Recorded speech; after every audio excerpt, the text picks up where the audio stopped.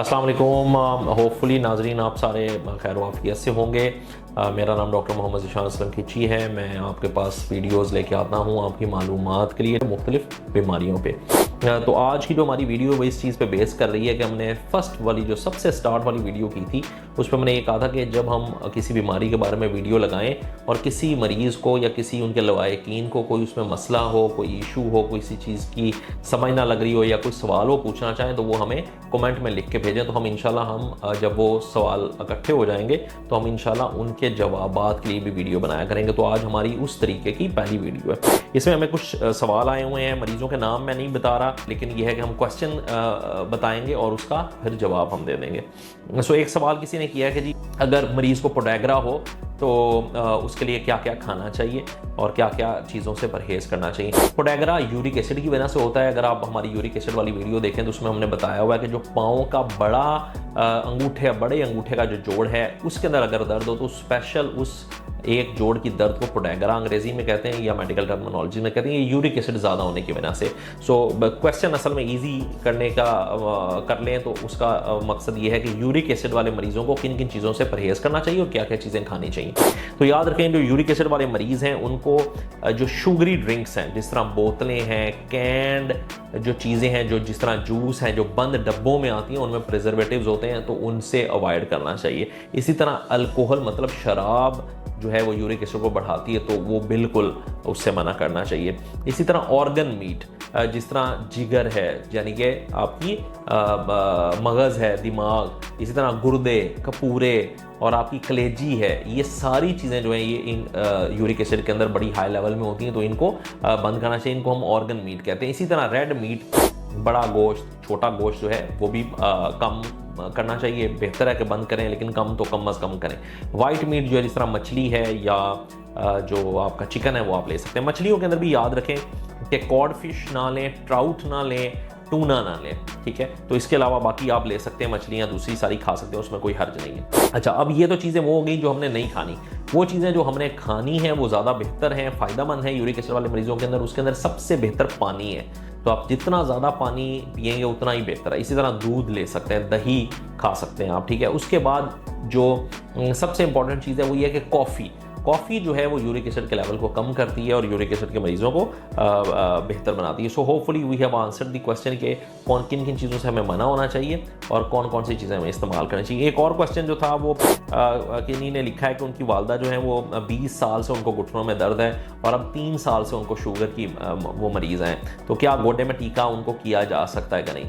तो याद रखें कि ये जिस तरह अगर मेरी घुटनों की दर्द वाली वीडियो देखें तो मैंने सबसे पहले उसमें बताया कि सबसे पहला तरीका इलाज लाइफस्टाइल मॉडिफिकेशन है। कि आप वज़न कम कर रहे हैं, नीचे नहीं बैठ रहे हैं, नमाज कुर्सी पर पढ़ रहे हैं, वॉशरूम में कमोड इस्तेमाल कर रहे हैं, जूता अच्छा पहन रहे हैं, अगर ये आपने सारे कर ली हैं, आप वर्जिश कर रहे हैं, आप एक्सटेंशन एक्सरसाइजेस कर रहे हैं, उसके बाद भी आपको दर्द हो रही है तो फिर हल्की फुल्की दर्दों की दवाइयाँ हम दे सकते हैं। अगर सब कुछ ना करने के बाद भी जोड़ की दर्द नहीं जा रही तो बिल्कुल टीका किया जा सकता है। याद रखें जो टीका होता है वो कभी कभी शुगर कुछ दिनों के लिए बढ़ाता है। सो बेहतर यह है कि शुगर कंट्रोल, टीका ना भी लगाना हो तो शुगर कंट्रोल करनी चाहिए, लेकिन अगर टीका लगाना है तो उससे पहले आप शुगर अच्छी कंट्रोल कर लें और उसके बाद टीका लगाएं। और याद रखें कि अगर टीका लगाने से शुगर बढ़ भी जाती है तो 1 या 2 दिन के लिए बढ़ती है, इससे ज़्यादा नहीं बढ़ती। सो बिल्कुल परेशानी वाली बात नहीं है।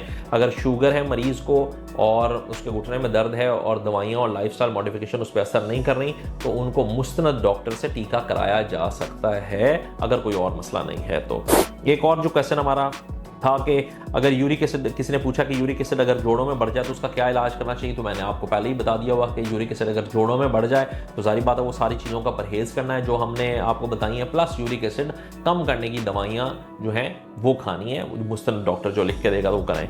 एक और सवाल हमारे पास ये था कि टेस्ट क्या होता है यूरिक एसिड लेवल चेक करने का। तो यूरिक एसिड लेवल चेक करने का बड़ा आसान टेस्ट है, उसको सीरम यूरिक एसिड लेवल कहते हैं। या आप किसी भी लेबॉर्ट्री पर जाके कहें जी हमारे खून के अंदर यूरिक एसिड लेवल चेक कर दें, तो वो serum uric acid level test होता है। वो आपको हर लेबॉर्ट्री को पता है, ये बड़ा आम टेस्ट है। तो अगर आप किसी भी लेबॉर्ट्री में अपना टेस्ट कराना चाहते हो तो आप जाके कहें जी हम यूरिक एसिड का टेस्ट कराना चाहते हैं, तो वो आपका ब्लड सैंपल लेंगे, खून का सैंपल लेंगे और उसके अंदर यूरिक एसिड चेक कर देंगे।